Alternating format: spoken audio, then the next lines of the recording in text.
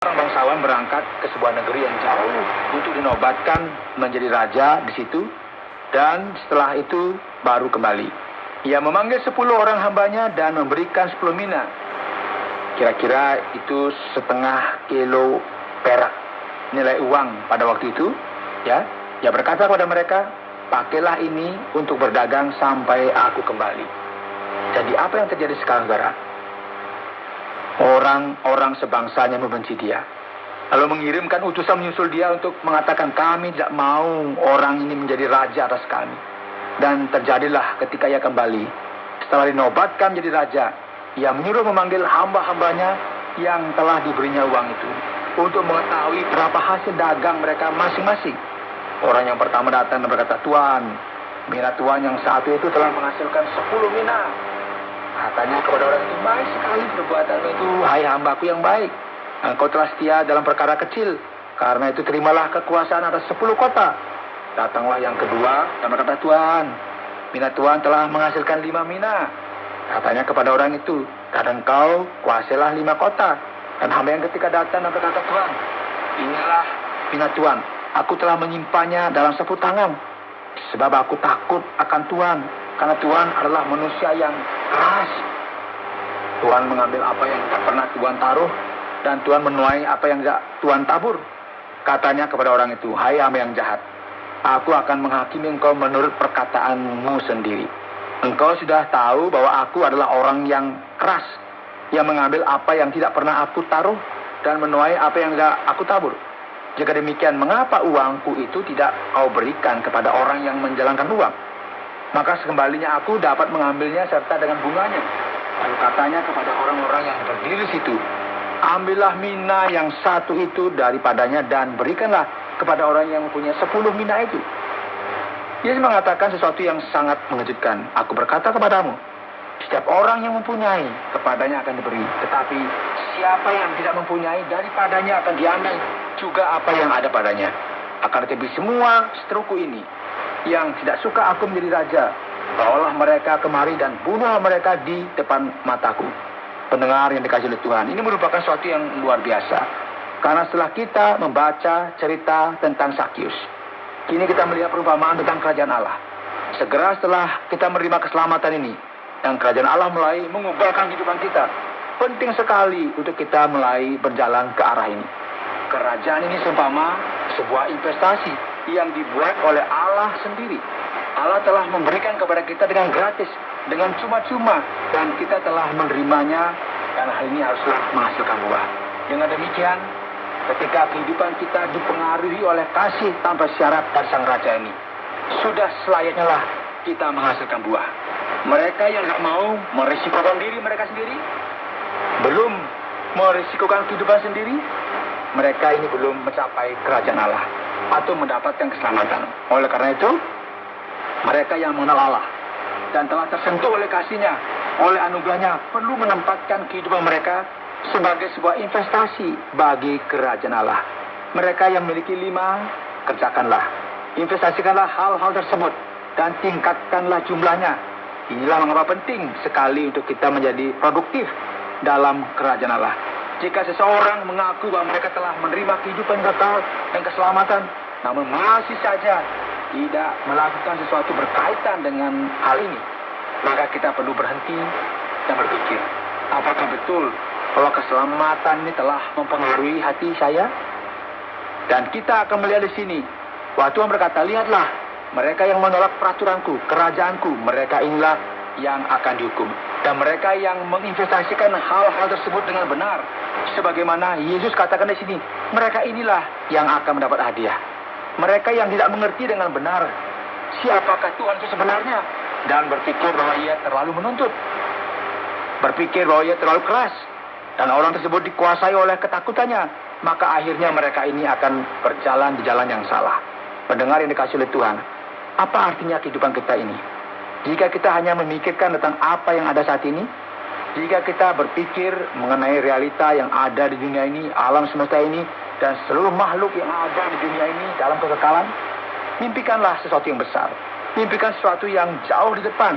Karena kita perlu menjalani kehidupan kita ini dengan fokus kepada investasi yang sejati. Ini merupakan sebuah investasi yang tidak hanya untuk hari ini. Ini merupakan investasi dalam kehidupan spiritual, investasi dalam kehidupan jangka panjang, sebagaimana yang Allah kehendaki. Anda sedang mendengarkan Jalan 66 dalam rangkaian kisah Injil Lukas pasal yang ke-19 yang telah dijelaskan oleh Pak Yohanes dengan topik investasi jangka panjang. Mari kita beralih kepada bagian tanya jawab, dan saat ini kita akan melihat dalam kitab Lukas pasal yang ke-19 ini. Terima kasih para pendengar sekalian yang senantiasa bersama-sama untuk mendengarkan program ini. Pak Yohanes akan mencoba untuk memberikan jawab kepada kita tentang pertanyaan-pertanyaan yang akan kita ajukan. Pak Yohanes, kalau kita perhatikan dalam pasal ini dimulai dengan berbicara mengenai seorang yang kaya yang bernama Zakheus. Bagaimana mungkin orang kaya ini bertobat begitu cepat?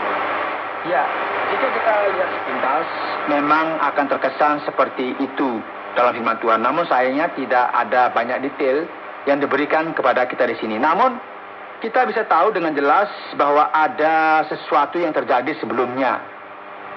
Yesus sangatlah terkenal pada saat itu. Perkataan dan pesannya telah didengar oleh banyak orang di Israel. Dan mereka tahu betul siapakah dia. Jadi apa yang dapat kita simpulkan dari hal ini? Zakheus sama seperti wanita yang datang dan membasuh kaki Yesus dan menyekanya dengan rambutnya. Dan ini adalah wanita yang terlibat dengan prostitusi. Ini juga yang terjadi di sini. Ada seorang laki-laki yang tidak memiliki sahabat. Seseorang yang tidak memiliki hubungan baik dalam masyarakat. Dan ini tentu mempengaruhi orang ini. Yang memiliki segala-galanya. Namun pada saat yang bersamaan, ia tidak memiliki apa-apa.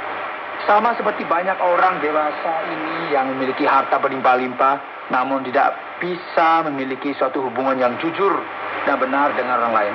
Tentunya orang ini telah tersentuh oleh perkataannya, atau mungkin mendengarkan dia dari jauh saja, sama seperti perempuan ini. Hal inilah yang kemudian menggerakkan dia, dan akhirnya menyadari di mana sesungguhnya dia harus menginvestasikan hartanya. Dan di sini kita juga memiliki buah yang telah matang, yang sebenarnya belum pernah kita tanam sebelumnya. Jadi Zakheus melakukan apa yang ia lakukan sekarang karena ia kini tahu apa yang merupakan hal utama dalam kehidupannya. Ia tidak bertobat secara langsung. Namun ini merupakan sesuatu yang telah ada dalam hatinya, yang mengubahkan kehidupannya. Meskipun kita tidak bisa melihat hal ini pada awalnya. Sekarang lalu sikap Zakheus yang memberikan setengah dari apa yang ia miliki ini. Apakah hal ini kemudian menjadi bukti dari sebuah pertobatan yang dilakukan? Benar, Pak Oti, bahwa sikap Zakheus ini telah membuktikan pertobatannya. Namun ada pertanyaan lain yang kita perlu tanyakan di sini. Apakah memberikan sesuatu selalu menjadi bukti bahwa seseorang telah benar-benar bertobat? Di sini kita perlu berhenti sejenak dan mengerti apa yang terjadi. Pertama-tama, tidak setiap orang yang ada di dunia ini yang memiliki harta dalam kehidupannya menempatkan prioritas yang salah dalam hidup, seumpama ini merupakan suatu ilah atau mamon yang menguasai kehidupan mereka. Ya, namun dalam kasus Zakheus, ia merupakan seseorang yang sangat tertarik dengan keuntungan finansial. Ia tidak peduli bagaimana caranya supaya ia mendapatkannya. Ia bahkan mengaku bahwa jika ia telah memeras dari seorang untuk mendapatkan harta yang lebih. Jadi tidak benar bahwa ketika seseorang memberikan hartanya atau kekayaannya, pasti mereka melakukan hal tersebut dengan alasan yang baik. Belum tentu ya. Beberapa orang memberikan hartanya karena mereka tidak begitu peduli dengan hal tersebut. Beberapa orang menghancurkan keberuntungannya karena mereka tidak konsekuen. Alkitab dalam pertama Korintus 13 berkata, jika aku memberikan semua yang aku miliki kepada orang miskin dan memberikan tubuhku untuk dikorbankan, namun jika aku tidak memiliki kasih, aku tidak berarti apa-apa. Jadi ini tidaklah semudah itu. Yang biasanya terjadi adalah orang-orang menganggap harta mereka ini segala-galanya. Namun akhirnya ini semua tidaklah cukup. Karena hal ini tidak dapat memuaskan sisi kosong manusia yang hanya dapat diisi oleh Allah sendiri. Jadi ketika seseorang menganggap bahwa uang tersebut merupakan Tuhan mereka, dasar untuk mereka bertahan, sebagaimana kita lihat dalam kasus Zakheus, maka memberikan hal ini berarti bahwa mereka telah menemukan Allah. Berikut sesuatu yang menarik perhatian saya adalah karena Lukas sepertinya suka sekali kepada anak-anak. Pada pasal 18 diakhiri dengan berbicara tentang seorang buta yang berasal dari Yeriko yang memanggil Yesus dengan sebutan anak Daud. Dan dalam pasal yang ke-19 kita melihat ada perkataan anak Abraham dan anak manusia. Berapa banyak anak yang ada di sini? Dan apa maksud dari semuanya ini, Pak Yohanes? Ya, kita dapat melihat bahwa tentu ada banyak anak. Anak Daud merupakan suatu referensi mengenai fakta bahwa Yesus merupakan keturunan Daud yang akan mewarisi tata Daud berdasarkan apa yang kita lihat dari pasal sebelumnya. Jadi dengan memanggil seseorang dengan sebutan anak dikenal sebagai Semitisme. Ini merupakan suatu cara yang dipakai oleh orang Ibrani dalam bahasa Yunani, dalam Perjanjian Baru, juga dalam bahasa orang Semit. Sebagai contoh, Alkitab akan menyebut beberapa orang sebagai anak yang tidak taat. Ini berarti orang yang tidak taat. Demikian juga lah caranya untuk mengungkapkan hal ini. Jadi Yesus disebut sebagai anak manusia. Mengapa? Karena hal ini menunjukkan bahwa Yesus adalah manusia. Dan ketika Sakius menyebutnya anak Abraham, ini berarti bahwa dia memang orang Israel. Hal ini juga dapat berarti selain dia adalah orang Yahudi, Yesus mengokohkan satu gagasan bahwa ia merupakan seseorang yang kini berjalan ke arah yang sama dengan Abraham, yaitu dengan berjalan dalam iman. Namun hal ini akan dijelaskan lebih detail lagi oleh Paulus dalam kitab Roma dalam Perjanjian Baru. Jadi sekarang bagaimana kalau kita beranjak ke pasal yang ke-19? Perumpamaan tentang 10 mina ini, Pak. Berapa sebenarnya nilainya ini, Pak? Dan juga, Pak Yohanes, perumpamaan ini sepertinya sedikit aneh. Ada 10 hamba, tapi akhirnya hanya ada 3 saja yang diceritakan kepada kita. Seorang raja yang hendak melakukan perjalanan dari kerajaannya. Perumpamaan ini juga berbicara dengan sangat keras kepada mereka yang menentang sang raja ini.